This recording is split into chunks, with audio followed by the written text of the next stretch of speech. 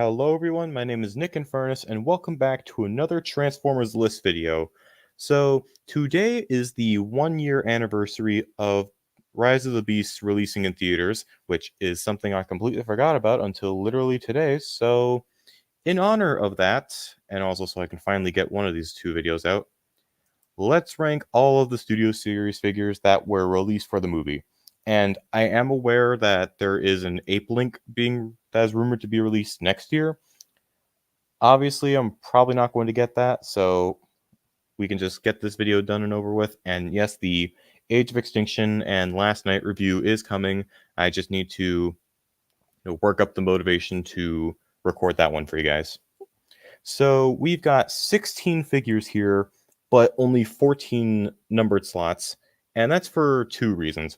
One is that one is a group listing or a group spot, and if you know who I'm talking, if you know what I mean by that, then good on you.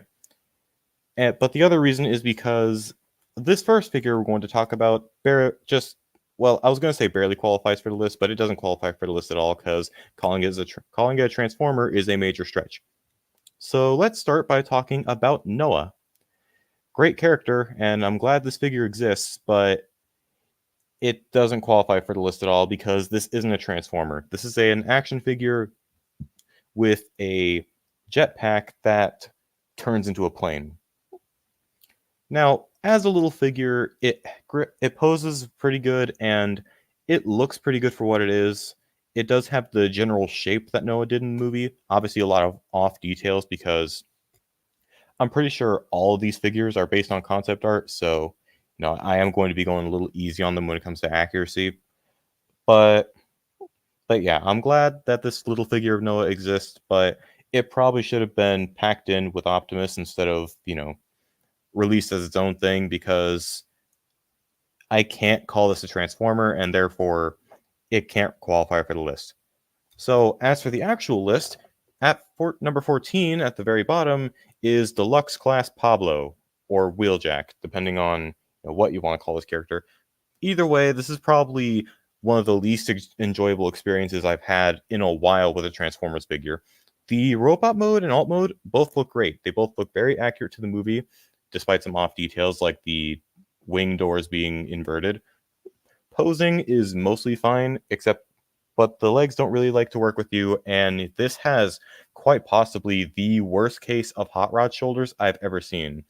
For those who don't know what hot rod shoulders are, it's basically when the main joint is mounted in the shoulder and not in the bicep. The bicep is, like when it's mounted in the bicep, you can basically, it's hard for me to demonstrate it without me turning my camera on because I haven't done a face reveal yet. I'm pretty sure I already said that in a recent video. But yeah, it's basically, it's not a great shoulder joint, and it greatly hinders the articulation of a lot of figures. Like, there are some great figures that have it, like G-Axis and Tarn and even Armada Prime, but it doesn't really change the fact that it's still a problem, and it's especially a problem here because they're detented. Why would you think it's a good idea to detent hot rod shoulders? And then the transformation sucks. There are times where it can work with you, but it only ever works with you when going into van mode, and even then it can be hit or miss. Going into robot mode, it's a pain in the ass.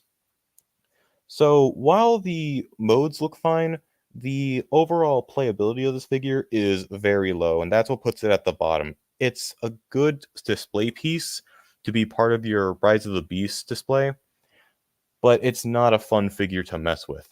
A similar case is number 13, which is Deluxe Class Mirage. It sucks that I have to put one of my favorite characters from the movie this low on the list, but this is what happens when you prioritize your license over making a good figure. I'm sure at some point in the future they'll do a Ferrari or Lamborghini Mirage and actually give him a good-looking robot mode. Well, I guess just a good robot mode in general, because this looks fine for what it is, but the kibble does not help. Like, it looks very knobbly. Like, the backpack cleans up fine, but the legs and yeah, it's a very messy looking figure, which at the very least the head's spot on, despite, whatever's going on with the head in this picture.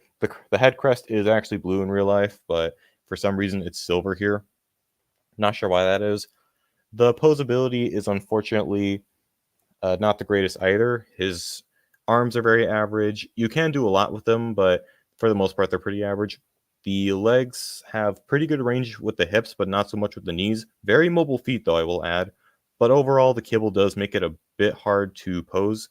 The transformation was something I had to get used to. It wasn't really great at first. Nowadays, I can do it without too many problems, but it's still a bit of a stressful experience, mostly thanks to the clear plastic. Many different I've seen many different pictures of people having cracked windows on their Mirage.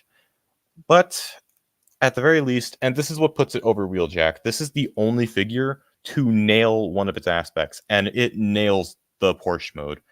Despite the fact that the license basically compromised everything else, the Porsche does look fantastic. The only problem with it is the panel lines, but for a $25 figure, that's kind of to be expected. So again, that's why Mirage is over Wheeljack here, because Wheeljack, he got really good with 2 aspects and then not great at all with the other 2. This guy has 3 okay aspects and 1 fantastic one. So at number 12, we have that group slot. Wait, actually, no, we don't. Scratch that. Number 13 is RC, which, is a fun little core class figure. She has a more fun transformation than Mirage. The bike mode isn't as good, but it is a pretty good bike mode. Posing's pretty good for a core class, and the robot mode is obviously very much hindered by the fact that it is a core class. I know that if they were to do a deluxe, it would be out of scale, but the Beast Weaponizer version does show that you can pull off her robot mode at that kind of scale. So if they were to downsize that, it could make for a pretty good RC. At the same time, I can kind of understand if they wanted to give her roller skates. Either way, it's fine. It poses fine. It transforms pretty good, and it has 2 good modes. Other than that, it's not really anything special. So number 11 is where the actual group slot is. Yes, Freezer and Novocaine, the 2 sweeps.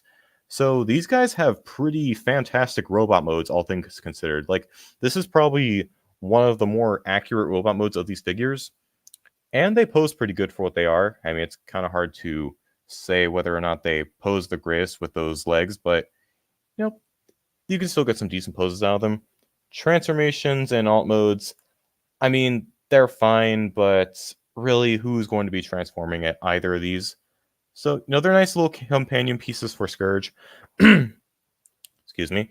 They're nice little companion pieces for Scourge and your other Terracons, but considering that they never transformed in the movie and were kind of just the standard robot modes, there's not really much else to do with them other than just pose them on the shelf and have them look cool. Number 10 is Nightbird, a figure that I'll admit I was a lot harder on when she first got revealed because it looked just like a straight up retool of the Rise of the Beast mainline deluxe. But honestly, in hand, this was a major improvement. Like I said in my comparison video that I did so long ago that I honestly forgot when I did it, but well, it had to have been during this year already because Wheeljack was out then. But anyways, like I said in that video, the only thing that I'd argue the mainline Nightbird does better than this is the kibble management and robot mode. Pretty much everything else is in the Studio Series figure's favor. I'd say the only real problem with it is that the backpack can be a little annoying to mess with. It doesn't like to tab in, and it is doing most of the work when getting to the car mode. That and the transformation still isn't the greatest, but it is an improvement. And I'd argue that this is probably where the figures are getting really good. From here on out, I'd say these are all pretty great. So at number 9, we have Deluxe Air Razor, a retool of one of my favorite figures from the War of Cybertron trilogy, that being the Kingdom Air Razor. And I'd say that for what it is, it does pull the look off pretty well. Obviously, the bird mode is not accurate to the movie, but it is accurate to the concept art that was shown off. So that's kind of how I'm rating these guys. That's kind of how I'm judging these guys. Like, are they accurate to the thing that they're trying to be? And they're trying to be the concept art because the designs were not finalized when they were making these toys. Basically, the concept art is the designs they're based off of are the designs that they were going to use in the movie but ended up not using, so that's why they all look so weird. But yeah, I'd say for a Kingdom retool, this does pull the look off pretty nicely. I would still say that I prefer the mainline version, but this one isn't that bad either. It still has the Kingdom figure's excellent posing and fairly decent transformation, while having an even bigger even bigger wingspan, as well as a much more intimidating stature in robot mode. Number 8, forgetting already, number 8 is Deluxe Scorponok, a figure that, like with Air Razor, one thing I forgot to mention about Air Razor is that she never had a robot mode in the movie. Neither did Scorponok. Honestly, that's not something that's holding either of these figures back, but it is something that is putting them lower than the others because, well, their robot modes are made from whole cloth. It's kind of hard to judge them based on accuracy, especially because I haven't really seen any concept art of their robot modes. Well, I've seen concept art of Scorponok's robot mode, but not Air Razor. But yeah, Scorponok's a pretty fun little figure. I'd say he definitely poses better than Air Razor, has more mobile arms, despite the fact that he has hot rod shoulders, but unlike Wheeljacks, they're not detented. They're actually just on regular ball joints, which makes it a lot better. So yeah, it looks cool, poses pretty good. Transformation is a good bit more fun, which is actually what put it over Air Razor, along with the fact that the Scorpion mode is a lot more accurate. And it's a very nice Scorpion as well. The transformation does some things that are pretty interesting, and it leads to a pretty neat Scorpion. So yeah, this is a figure that I was kind of only ever going to pick up if I found it, but you know what? I'm glad I found it. Number 7 is Voyager class Battle Trap. This was the first Studio Series Rise of the Beast figure that I got. I think, yeah, it was. Yeah, I got this guy in the same package as Legacy Metal Hawk. Well, in the same thing of mail, I guess. And honestly, at first, this one was a bit annoying to work with. The transformation wasn't really great, but after a while, I did learn some tricks that allowed it to be a lot smoother. And now it is. Now I can definitely say that it is a great figure. So robot mode is definitely one of the more accurate ones here. I'm guessing that's because his robot mode design never really changed during production. And it is a pretty cool design for a Decepticon or Terracon in general. Like, it's not really anything like G1 Battle Trap, but I mean, who even remembers G1 Battle Trap? The posability is pretty great for a Voyager, which I guess isn't really saying much because most Voyagers have great posability. Transformation, like I said initially, it wasn't great at first, at least getting out of truck mode. Going into truck mode, it's pretty neat, especially because the legs do the Titan's Return Cup thing where they unfold and then flip around. But of course, going back into robot mode, it was a pain at first, but here's what I'll say. Make sure that you untab the grill and then shift it up and then push it back. That should give you enough clearance to work with everything else. And the truck mode is a really nice GMC truck with hands sticking out the back, but at the very least, the tow cable does a pretty good job of hiding that. All right, so at number 6, we have Voyager Rhinox, a figure that honestly I remember liking a lot more when I initially got him. Over time, it did start to wear on me just a little bit, though. That's not to say that this is a bad figure by any means. It's just one that isn't as good as I initially gave him credit for. Really hope that they didn't see that. I was just checking how many slides there were. Yeah, robot mode. It's not perfect. I will say it does look a little bit lankier than he was in the movie. I do remember in the movie he was a very bulky robot. That and the hammer isn't really a great accessory, but for the most part, it has the design elements of Rise of the Beast Rhinox, like the shoulder horns and the spot-on head. But I'd still say that even though it's not really the most accurate, it is a nice looking robot mode, and the plastic feels really nice as well. This probably has some of the best plastic from this line of figures. Of course, the top 3 all have better plastic, I'd say, but this one's still pretty good. Posability is, I'd say, the one thing that puts this lower than the top 5. Mainly because the legs are pretty average outside of the feet that give you a little bit of downwards tilt. And he does have elbows that bend less than 90 degrees, which is always a pain. Plus, he doesn't have anything that would allow him to hold the hammer in a way that's natural. So, yeah, posing is kind of out of the question with this guy. Transformation is pretty fun though. It's it's fairly different from the usual Rhinox affair, mainly because he had a much different transformation in the movie than the Beast Wars character did. And it's interesting to see the upper body do a lot of the work, because for all the other Rhinox figures, whether it be the Thrilling 30 or Kingdom or Mainline, or hell, even the original Beast Wars toy, it's mostly the lower half, it's mostly the lower body doing all the work. But here, it's mostly the upper body. And honestly, the way the head transforms is pretty satisfying, especially with how it clicks into the neck. And the Rhino mode is a pretty nice looking Rhino mode. I wish the mouth could open more, but, well, it opens a good amount. I just wish that, the mouth was bigger, because in the movie we see him roar and he's got like those green glowing turbines in his mouth that look really cool. Not that I was expecting them to sculpt that, I just, wish he had a bigger mouth. Yeah, overall, overall a figure that I do like a lot. Not enough to get him into the top 5 though. Kicking off the top 5 is the main villain, Leader Class Scourge. This is another one that I can definitely see. This is one that I can definitely see why people aren't the biggest fan of him. Honestly, I do get a lot out of him, especially because having seen all the Transformers movies now, I can say that Scourge is one of the better villains. And man, it's very interesting that I can actually say that now. So yeah, robot mode, again, it's based on concept art. It's not a perfect one-to-one match with the concept art, but it does still get pretty close. The posing, pretty average. Transformation, well, it's average with the fact that it has, 90 degrees of bend in the elbows and knees. You do get 2 joints in the head, but they can't really get you that much. He does have very mobile feet, though, so at the very least, there are some interesting things that you can do with him in the different poses. Transformation, I'd recommend looking up a video, if I'm being honest. But yeah, if you know what you're doing, it's a pretty smooth transformation to get to a pretty mean-looking Peterbilt semi-truck mode.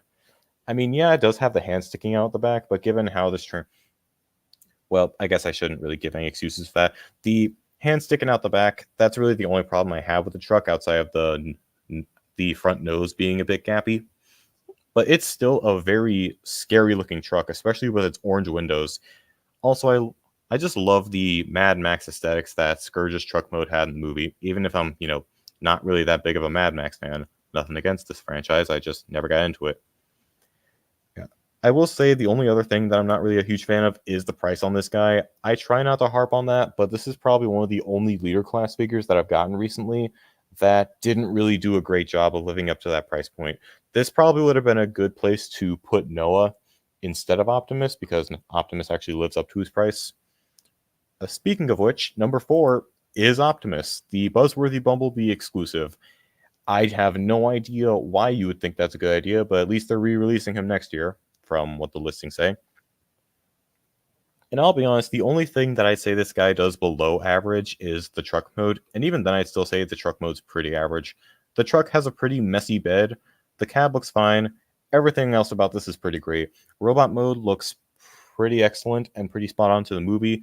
Posing's fantastic, with an ab crunch, more than pretty much maximum elbows, and pretty average legs. Well, slightly above average is probably how I describe that better. The knees bend more than 90, and he can kick over his own head almost, so that's a pretty fun, interesting feat. And the transformation is pretty decent for what it is. It has a very complex upper torso, and at the very least, the legs are doing more than, most Optimus figures nowadays, as in literally just Earthrise, because Earthrise and Legacy Leader Laser Prime have a very uncomplicated legs when it comes to transformation. And like I said, the truck is pretty good up front. Out back, if I was an upgrade kit collector, I'd definitely get an upgrade kit for that. But honestly, I can live with it. Honestly, I'm glad that this guy's getting a re-release, because this is definitely a figure that, more people should be able to have access to, because, Prime had the main arc in the movie, so I think it's only fair. Number 3 is Voyager Cheetor, one of the figures that was in my honorable mentions last year for my best of year list. And here we are talking about it again for, what, the 3rd time, I'd say? So yeah, this figure, I'd argue, has probably some of the best plastic quality of the subline outside of, number 2. But outside of that, has a pretty great looking robot mode. The overall design of this version of Cheetor, excuse me, I can honestly give or take. It's not bad, it's just not really great. It doesn't really invoke Cheetor like the other Maximals invoke their Beast Wars counterparts. If anything, this kind of looks more like I can see how it could be Cheetor, but it doesn't really invoke the Beast Wars character of Cheetor. Excuse me, sorry. I do like the spear though. The spear is a really neat weapon, and overall I'd say the posability on this guy is pretty average, all things considered. It works pretty well, and it at least likes working with you, but it's not really anything special. That's really the only thing keeping it from like the top 2. Transformation is pretty standard. It does do the Kingdom Cyclonus thing where the head folds in and the, I guess, beast head or nose cone, depending on who we're talking about, flips out. And the cheetah mode looks pretty nice. I've heard some people say that it doesn't pose great because the shoulders are static, as if you can't just untab those joints. Like, really, it's not that hard. And I'd say with that, the cheetah mode actually poses pretty great, while also looking pretty great. Also, I love the way the legs work on this figure in transformation. And it's overall a very solid figure, but it's still outbeat by 2 pretty strong contenders. Number 2 is Deluxe Bumblebee, a figure that looked pretty damn bad when we first saw it, but honestly, getting it in hand, this has the best plastic quality of the whole subline. This is some of the best plastic that, honestly, I'd felt all year last year, and there were some really good figures in that regard, like Armada Megatron, for example. Also, I'm noticing in the stock image, I forgot about this, the bumper chest is not transformed correctly. They're supposed to be pointed down, but instead they're completely flat. Anyways, that slight tangent aside, I'd say this is definitely one of the most accurate Bumblebee figures we've gotten in a while, mainly because that design isn't really that hard to get into toy form outside of the wheel placement, but, the mainline figure did that, and that was a flaming dumpster, and that was just a dumpster fire of a figure. A flaming dumpster fire. That's a pretty redundant sentence. Yeah, fairly accurate to the design from the movie. Pose is pretty good for what it is, with very mobile feet and a very loose head, though thankfully the repainted re-release did fix that issue. Transformation is actually pretty fun, all things considered, and the whole thing locks together very well without being terribly difficult to separate. And the Camaro mode looks very nice. It does have the arm sticking out from the bottom, but honestly, that's very ignorable. And honestly, I just love the vibe of this off-road Camaro.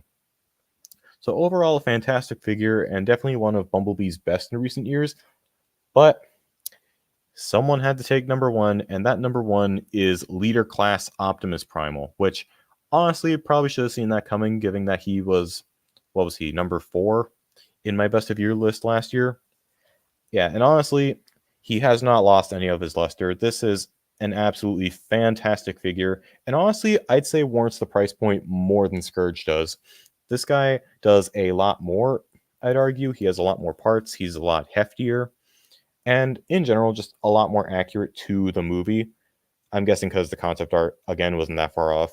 Yeah, robot mode looks great, is exactly what I imagine a live-action Optimus Primal would look like. Could use some color, but, it's at least not that boring, because, black is a very slimming color, and it is very slimming here.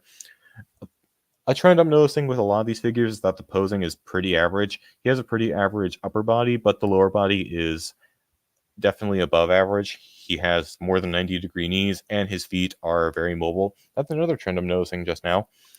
The transformation is interesting. I'm not sure what the point is of pretty much everything the arms do, but it is an interesting take on the transformation, and I'd say the only real problem with it is just the stiffness of it all.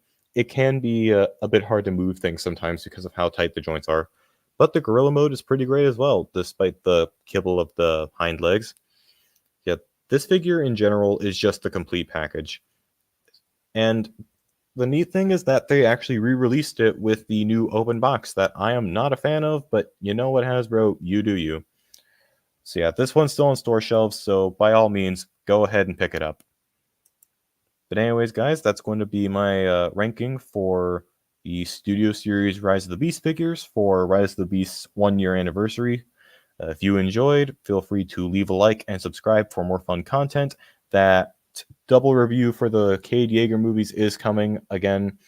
I promise I'll try to get that out before the end of the month. But with all that said, take care. See you guys in the next video, and Godspeed.